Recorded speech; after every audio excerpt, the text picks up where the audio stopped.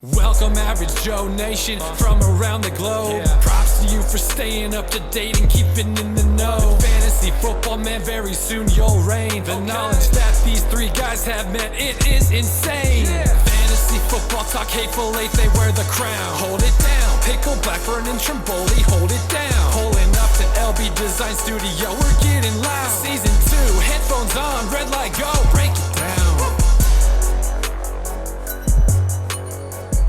Welcome back to the Hateful Eight Fantasy Football Podcast with your host, I'm Pickle, and with me as always, Blackburn. What up? And missing this week due to, I think he ate too many of those week one meatballs. Some cold meatballs. Those cold meatballs. So Trimboli's going to be out for the week, but he'll be back next week for week 4. But week 2 is officially in the books. So this episode we'll be discussing just the general news, some injuries, and we'll get into the Thursday night game between the Jets and the Browns, which more often than not, you would think that's not really a good game, but it could be actually a good game, a high-scoring game, or a low-scoring game. It just depends on which teams decide to show up for the week. So, as always, don't forget to follow the show's Facebook, Twitter, and Instagram accounts. Now, onto Fantasy News and Notes. Fantasy News and Notes. All right, Fantasy News and Notes presented by Body Armor Super Drink, superior hydration for today's athlete. Check them out at drinkbodyarmor.com or your local convenience store. First one out the gate. Vikings, a lot of kickers were lost their jobs. Yeah, wasn't a good Sunday for the kickers. No, but the Vikings ended up cutting kicker Daniel Carlson, and in my opinion, upgrading substantially to Dan Bailey, the former Dallas Cowboy kicker. I agree that it's a definite upgrade. Yeah, so I mean, he's number 2 all time in active kickers right now behind Vinatieri. Not a bad place to be for the Vikings, who are, I mean, outside of, let's be honest, they've got a really solid defense, really good offense. They just were lacking in the kicking game. Yeah, they should have won that game. Should have. So now you've got Dan Bailey coming in, who's going to now already been used to playing in half of his games in a dome. So he's going to be playing in the dome, which is nice for half of them. And to me, I think he's out to prove something. Not against specifically Dallas, but in general that he's still got a leg and he can still kick the ball through the uprights. I mean, I'm excited. And for fantasy purposes, if he is on your waivers because he got cut by Dallas, this is a guy to have. He's up there with the Justin Tuckers, and I mean, especially with that offense. I mean, they're gonna be moving the ball. Right. So, whether they're scoring or they're getting within the red zone and having to kick a field goal, he's going to be putting points on the board on a weekly basis. Yep. Comfortably. So, Browns cut Zane Gonzalez. You just feel bad for the guy. I mean, had he made one out of the 4 shots that he shanked, they could have won this game. Well, his kick got blocked in the first game. Right. So that they should be 2-0 right now. They should be. I mean, it's not all on Zane Gonzalez, but unfortunately, somebody's got to be the one that takes the hit, and the kicker usually is the one that comes down to it. Well, here's the thing that's funny. Apparently, he had a groin injury that the Browns knew about, but still sent him out there to, quote, kick through it. How do you kick through a groin injury? Kicking through a chest injury or like a shoulder injury, something like that. That's something you can kick through. A groin injury, I don't know about you, but I mean, simple anatomy, like that's connected to like the lower half of your body that would be part of the muscles that are used to kick a ball. I don't know what the Browns. It's typical Browns. Oh, I got a hurt toe. You'll kick through it. Don't worry about it. Kick through it, kid. You'll be okay. good. Good old Hugh. So they ended up signing Greg Joseph, the former Dolphin kicker. So I don't know. I mean, I'm sure it's an improvement from Zane, but I apologize, Zane. You were the man that fell on the sword for the Browns. So, but the Raiders signed Martavis Bryant officially to the 1-year deal. We talked about it was a potential last week. It did officially happen later in the week. He was playing last Sunday. So, I guess it's for depth purposes, but overall, it's still Amari Cooper, Jared Cook, and Beast Mode's offense. I mean, there's really even Jordy Nelson's like non-existent, really. Right. He's kind of like, I want to say like 2B, like Jared Cook's 2A, and he's 2B because to me Amari Cooper's 1. So in the passing game, but right. I don't know. It is what it is. Hopefully Martavis, for his sake, he just stays clean and he gets through the season, and maybe he gets picked up by a different team that needs a receiver versus just somebody who's going to add him for depth. So.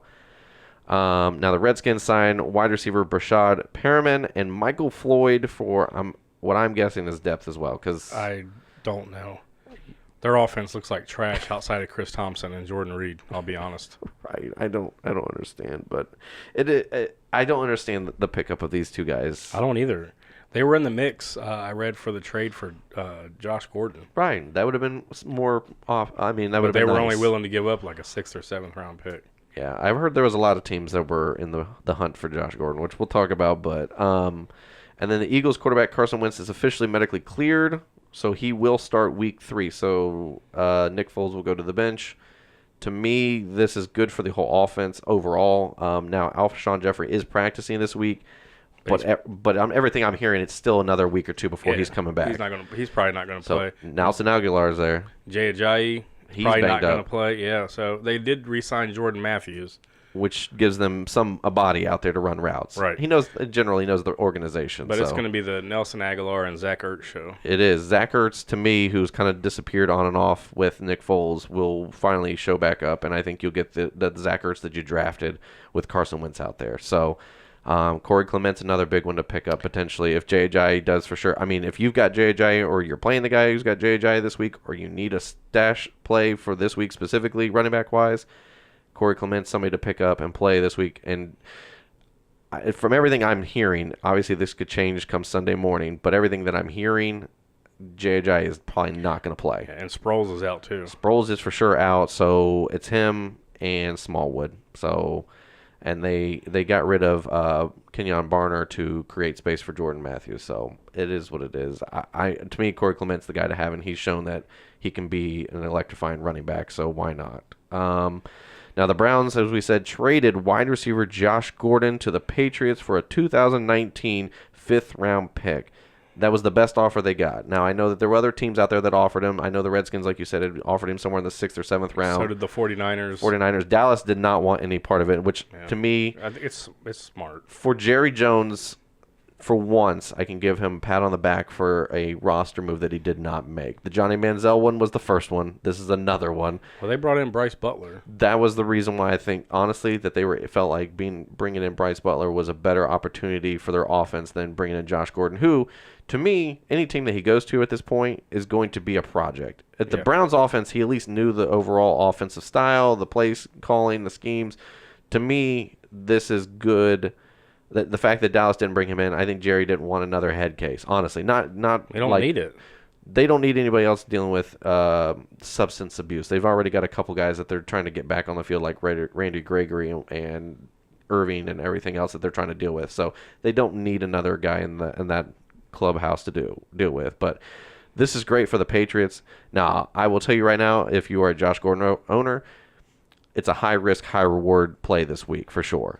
I'm not saying sit him, but I'm just saying, to me personally, it's going to take him another week or two. Yeah, well, Tom Brady said that in his press conference. He said it's not fair to just assume that Josh Gordon's going to come in there and just carry the load. Right. It's going to take him some time to get acclimated to this offense, as we've seen in the past with Ocho Cinco and other wide receivers. Even Randy Moss. Yeah, it takes time. It's a very complicated offense for the wide receiver. Right. I mean, and Brady made the comment, verbatim, he said, this offense is about knowing what route to run, how to run it, and know when the breaks in and outs are, because it's all timing based, and that's Right. what Tom throws. If you are not on that point, if you're not on that spot, it's being thrown to that spot, whether you're there or not, and it could potentially be a pickoff, it could be an incomplete pass.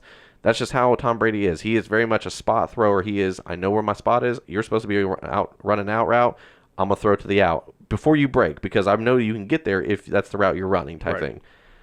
So I think this is a good thing. But Josh Gordon, to me, he's always got touchdown upside, but he is definitely a high-risk, high-reward play for the next couple weeks. Now, if Belichick, I think he's a smart guy, and Tom Brady can figure out a way to say, all right, Josh, this is the play we're all running. I want you to run a 5 and out. I want you to run a dig. I want you to run a go route. This is what I want you to do. You just run that route. If you're open, I'm throwing to you. If you're not, we've got everybody else doing what they know to do. That would be the best opportunity for Josh Gordon until he starts learning a little bit more. I see that. But You know who I feel sorry for in this whole situation, though? Corey Coleman. gosh, that guy can't Because- catch a break. Well, yeah, I mean, the Browns, they obviously cut him or whatever. Right. So he goes to the Patriots, thinks he's having a good time. Browns trade Gordon to the Patriots, and they cut Corey Coleman as a result. I mean, Corey Coleman was drafted because of the uncertainty of Josh Gordon. Josh Gordon comes back. Corey Coleman gets shipped away to the Bills. The Bills then don't want him. The Bills then cut him. He gets picked up by the Patriots. And the Browns are like, no, no, no. Wait a second. We got one for you. We're coming back. You're going to get cut again. Right. We're going to get you again. Josh Gordon, here you come. That's crazy. And then this one is by far probably the funniest thing I have heard ever in my life. I love it. That's why I had to put it in here. It's not fantasy relevant, but it is football related. The Bills cornerback Vontae Davis, formerly he had played for many years there in Indianapolis, but quits at halftime and officially retires from the NFL. That's when you know the Bills are really hot garbage. Like horribly. Your number one corner just says, I'm done. I'm out. See you guys. Lorenzo Alexander was interviewed in the post game, and he's like, "Yeah, we were sitting at halftime." He starts taking his pads off. He's taking his uniform off. He's like, "I ain't going back out there." And he's like, "I'm sitting there like, is this for real?" And he goes, "I thought he might be joking." He goes, "No, he wasn't joking." He goes, he packed up his stuff and he left at halftime. That's crazy. I mean, in his little interview that he gave, he said that he didn't have the love for the game anymore, and it's very therapeutic for him now to not be in football. I was like, yeah, but you left your team hanging. At least do it after the game or no. What it comes down to is therapeutically, it was horribly to get that beat every week. Yeah, and put your body out there as a veteran and get destroyed. That's what it came down to. Yeah, it wasn't worth it for him anymore, so he just took the easy way. I'm just saying, if he's probably a second or third year player, he's probably not retiring at halftime. But the fact that he's at the back end of his career, he's like, I'm not putting my body out there for this. Now, it'll be interesting to see if he really retires or not. Or if he does retire, he comes out of retirement to play for a contender. Well, somebody's gonna. It'll be interesting to see if the Bills he comes back to the Bills organization and says, "Hey, just trade me, please." That's really what I want, and see if they do it. But I doubt they will. After all that, right? All right. Let's see. We've got the Hurt Locker for this week. A lot of injuries, a lot of things to be dealing with. So let's get into that. My shoulder doesn't hurt very much, but my face does. Right here. Not here or here so much, but right here. Nope. Ship shape. All right. Now, we've got some big names as well as some, I would say, middle-of-the-road guys, but definitely all fantasy relevant in their own right. Kenneth Dixon, the backup running back to Alex Collins, is officially been put on the IR for a knee issue. The next one, Jaguars running back Leonard Fournette, is day-to-day with a hamstring. I do not believe, as of today, as we're recording, that he practiced. I think he was out of practice today. So those things linger. We talked about the hamstring injuries. Like, look at DeMarco Murray. Right. Marlon Mack has been, it took him pretty much almost, good portion of the offseason to get back from a hamstring, and he tweaked it in, the week 1 preseason game. So, and it took him almost to week 2 to start being somewhat active. So, right. Now, if you've got T.J. Yeldon, did not practice today as well because he's dealing with, I believe, some sort of ankle issue. So that was it Curtis Grant or it's something Grant? Yeah, I know. It's Grant. Corey Grant is the running back. Grant, yeah. He's the one that's going to be the starting running back if Fournette's not playing, because it sounds like Yeldon's not going to be playing this week for sure. So, if Bortles can throw like he did last week, man. He's improving. I'm surprised. That Cole wide receiver looked good. Keelan Cole is doing much better. He is showing that he could be the guy. Now the Falcons running back Devonta Freeman is out with a knee contusion. He's still got another 2 to 3 weeks. Now Bengals running back Joe Mixon is getting. I don't know if he's gotten it yet, but I know he was in process of getting a knee scope, which getting taken care of and healed and everything and ready to go play is 2 to 4 weeks. So. On the best side, you're looking at 2.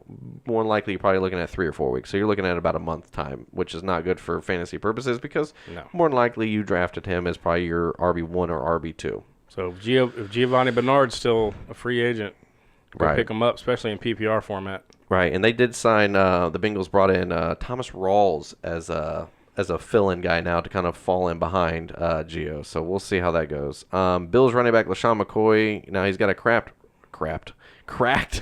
That's just the Bills in general. Right. They crapped the bed.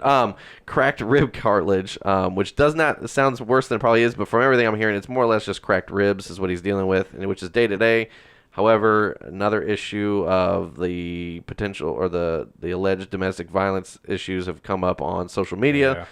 So I don't know what's going on in that, and it's still going through its legal process, but for right now, nothing has come out saying that he's not able to be playing. No, they said he's going to try to play through it. Problem is, they're at Minnesota. Right. Well, that's my concern with this rib issue is you're not playing like another cupcake defense. You're playing like we'll say top 3 defense in the NFL, who has no problem destroying you. Oh yeah. And your offensive line is already trash. Your offense as a whole is trash. And that's going to be just.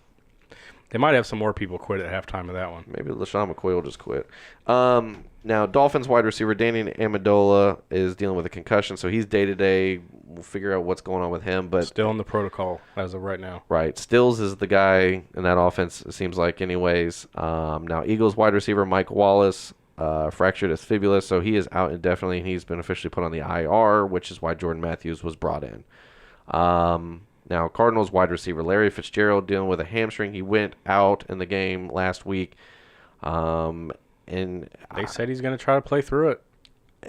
I hope he's not pushing himself to come back just to play to kind of help the team, because I think this team is headed in the same direction, maybe at a slower pace, but the same direction that the Bills are heading, which I is agree. like a top 3 draft pick. Yeah, well, if they get blown out again this week or just get demolished, they need to get rid of Bradford, I think, and put Josh Rosen in. Maybe that can spark that offense. Maybe. Because their offensive line, it's trash. It is. And David Johnson's usage in the offense is not doing very well. I mean, they're not using him as much as he should be. I don't know. But the Browns wide receiver, Jarvis Landry, dealing with a knee issue. Now he's day-to-day. Corey Coleman is – not Corey Coleman, but Antonio Callaway. Callaway. Yeah, Callaway is the guy to have at this point if Jarvis Landry gets hurt, because Callaway stepped up. He did, big time.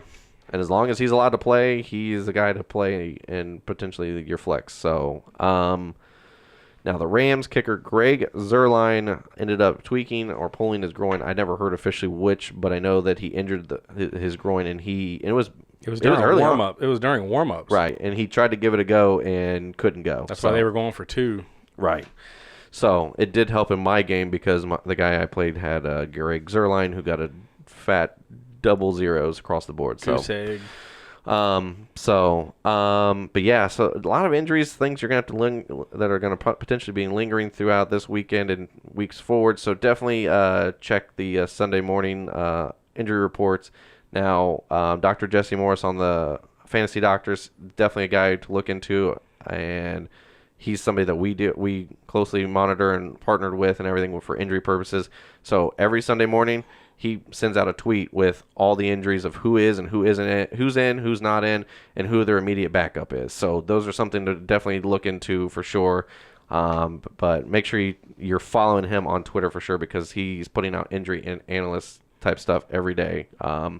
So now, obviously, with Trimboli not here this week, we're not doing the Meatball of the Week, but he'll be back next week to do that. So we're going to get into the Thursday night primer presented by Fantasy Fate Ball. This is the Thursday Night Primer. All right, the Thursday night primer presented by Fantasy Fate Ball, the one and only Magic 8 Ball for fantasy football. 20 custom answers to help you make those critical start-sit decisions in the Sunday morning agony. Head over to fantasyfateball.com. Use the promo code HATEFUL8 for $5 off your purchase. Oh, Thursday night. it is. It's not the prettiest matchup. The Jets at the Browns. It doesn't excite me at all. no, it's not. It's not like a great Thursday night football. I mean, Next week's Thursday night game, yes, Vikings-Rams. That's legit. that is good to be a great game This for week, two defenses that not are going to be so much. awesome and offenses that are moving. But this one, you got a young quarterback for the Jets, and you got a young defense in the Browns. So And they haven't been that bad. no, really, they haven't. So that's why, I mean, it's going to be I don't think it's going to be a blowout game. I think it's going to be a low-scoring game, honestly. I could be wrong, but I don't see this being an open wide, like 40 to 35 type game. No. I see this more as like a 21-17 type game, honestly. So, but yeah, so this week we got the good, the bad, the ugly for this game. Blackburn, you got the good. So who is the good for this Jets at the Browns game? We just mentioned him a little bit ago, Antonio Callaway. Especially Landry's dealing with a knee, so even if he does give it a go, he's probably not going to be 100%. Right. Gordon's out of town now. Antonio Callaway stepped up big last week. Volume. Yeah. I like it. Yeah, I'm on board with that. I mean, if nothing else, volume. he's a great flex play this week for sure. And if you're in a pinch and you need a wide receiver 2 in your roster and Landry is still questionable, which we said, I like Antonio Callaway. He is going to be used in this offense. Tyrod Taylor likes him. And even if worst case scenario, which I would never wish injury, if Tyrod Taylor gets injured, Baker Mayfield and him have a chemistry that they've built in the offseason being the rookies together. Right. So that's a good thing to have as well.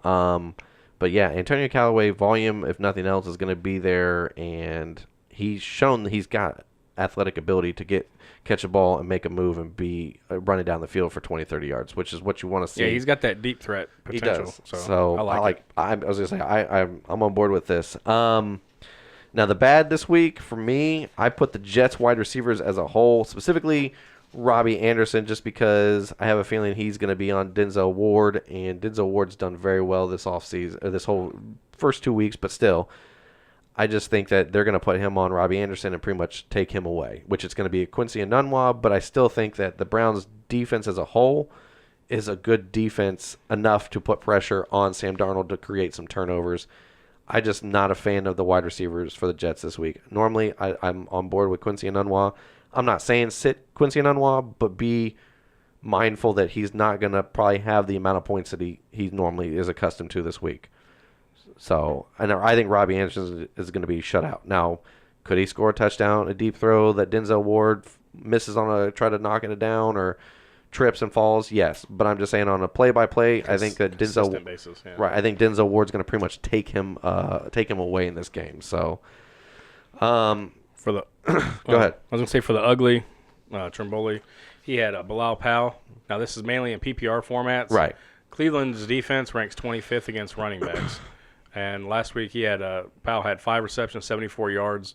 So we think he's probably gonna do this about the same this week. Yeah, I agree. I think Bilal Powell is definitely the guy to have in that backfield for PPR purposes specifically. Yeah. And game script wise, if this is a low scoring game or if they need a spark, Bilal Powell could be that guy. I mean, that's why they kept him. They obviously with Isaiah Crowell being there. Isaiah Crowell is more of the bruiser back, the ground and pound kind of guy, the short yardage or the goal line. I think that the Browns and the Jets are going to put a lot of emphasis on their defense to kind of put the quarterbacks in bad situations where they're not in like 3rd and 3 or short yardage, where they're more in like 3rd and 7, 3rd and 8, where they're going to have to throw the ball on 3rd down. And that'll favor Powell for check down purposes. Correct. So, and he seems to be favored by Darnold, and when it's the passing down, an obvious passing down. So, and if the wide receivers are being shut down and taken away, I think this is a good play for Bilal Powell this week. He could be a double-digit PPR guy this week for sure. So, obviously, it's just not a – I hate to say it, but I mean, I'm trying not to be mean, but it's really not an exciting Thursday night game this week, like with the Browns and the Jets. I mean – Yeah, I'll of course I'll watch it. Well, yeah. But I mean, like, nothing gets me like – me personally, I don't have any of the guys on any of these two teams. You have no fantasy interest nor No. personal like fan interest outside of just it's a football game. Which I love football, so I'll Right. watch it. But I don't know. I think you're right. It's going to be a low scoring, maybe 14, 17, somewhere around in that neighborhood. Right. And there's going to be some defense going on. Right. Now, I did put out a tweet on our Twitter account about the David Johnson situation with his usage and being so horrible. And I put out, are you really concerned? Are you somewhat concerned? Are you not concerned at all? And I'm really concerned. I'm concerned. I'm very concerned because, especially now with Larry Fitzgerald being hobbled, that if Larry Fitzgerald had not got hurt, I'd still be in the somewhat concerned. But the fact that Larry Fitzgerald got hurt, he's not going to be 100%, regardless of whatever he tells you. And he's not a young guy, so you know he's going to be playing through the ailment and the pain. And that offense is not going anywhere and the trending upward anyway fast. So Their offensive line is trash. it is. And the defense is trash too. Right. And they got to play the Rams. Well, that's my thing is they get down right away. Right. And they just have to keep throwing, even though Johnson catches, but it's mainly to the wide receivers. Right. Well, and the offensive coordinator made a comment saying we've got to get David Johnson more involved in the passing game. It's like, Well, no, no you got to crap. get that, and you got to be able to hand the ball off to him more. Right. Come on. I mean, Yeah, he's only averaging like two something or 2.7 yards a carry. it's not David Johnson's norm, but I wanted to point out that it was like I think 49% was very concerned, 41% was somewhat concerned, and then the rest was like none. It was very minimal. Obviously, I think it was like 12 or 13%. Well, I'm was very like, concerned. I personally am very if I'm concerned. a David Johnson owner, if he has a poor performance this week, which probably will happen, I would start looking to like maybe trade him. And that sounds terrible, but you got to get something because I don't see this offense. Even if they put Rosen in, I think it'll give them a kind of a spark for a confidence standpoint. But with the offensive line the way it is and having a rookie in there, I don't see the same. Yeah, I don't know, man. I'm just concerned about them. And for David Johnson, more likely he was more likely a top 4 pick in your draft. Yeah. It is what it is. These are the moments that you hate because when you go into draft, you knew Le'Veon Bell might be an issue because of the holdout. I got you. He was still a top 4 pick. And he was still a top 4 pick. So then you had David Johnson because of the offense in general. You weren't 100% sure that in the new coaching style and everything, how well that was going to click. Then you got Ezekiel Elliott, who with the offensive line issues and the uncertainty of which Dak you were going to get. I will tell you, out of the 3, Ezekiel Elliott's the only one putting on points every week. So, yeah. I mean, Zeke's not putting up the gaudy numbers that we're No. used to seeing, but he's still. Gurley should have been your number one. I mean, I don't know. He had 3 touchdowns last week and 2 2-point conversions. That's crazy. Right. I'm just saying Gurley is obviously in his own league right now. With him and Kamara are in their own league, and then maybe even Melvin Gordon, because Melvin Gordon played lights out last week. Yeah. I mean, he had 3 touchdowns. So I'm just saying, overall, when we talked about in the draft time frame, we talked about when you take a first round pick, you got to hope that everything pans out, because if your first round pick craps, you're done. I mean, it's very hard to come back when your first round pick is doing absolutely nothing.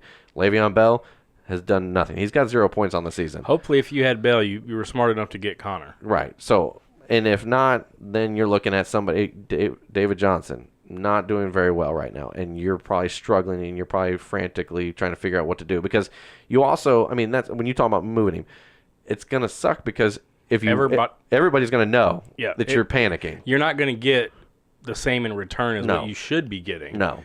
But I mean, I don't know. If I'm the David Johnson owner and I'm hurting for running backs, I'm trying to trade for like Mark Ingram and maybe like a Marlon Mack 2-for-1 and just say, please take this. 2 mediocre backs, or even if PPR said a mediocre receiver, Right. like a Nelson Aguilar and a Mark Ingram for a David Johnson. Right, just to get something back, because as the weeks go and if David Johnson continues to tank, the value on him for trade purposes is Keeps just going down. Yeah. And you're going to end up probably trading for a kicker by the end of the season.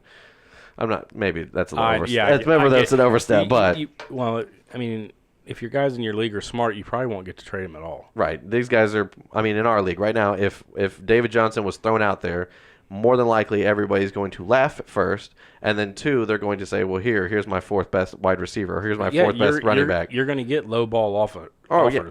I mean, that's just what it is. Right, you're not going to get especially from your upper echelon teams. Right. They're not going to trade any way their starters for that. Right. So, and you got to hope that if you do trade away David Johnson, that if you get something worthwhile back, that he does not pick back up. Because if you trade him away, that's the thing with these top guys. It's that's why if the round's a corner and he starts picking back up and he's doing what David Johnson does, and we'll say Josh Rosen comes in and starts putting a spark in the offense and they start picking up, then you feel like the dummy that traded him away.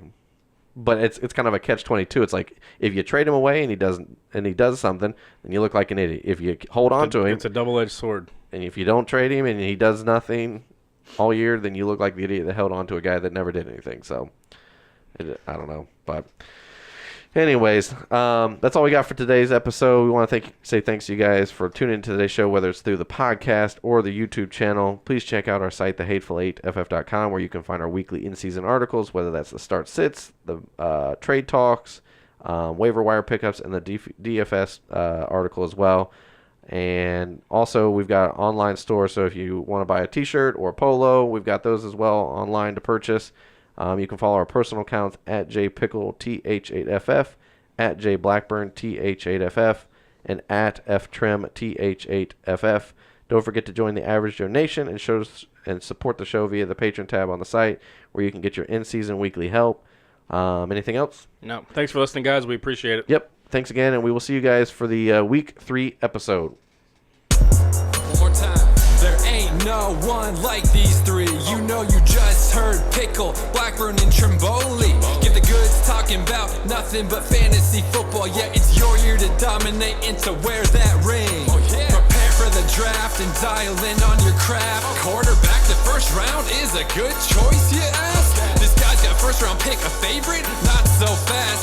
He failed to tune into Hateful Eight. He's a chump finish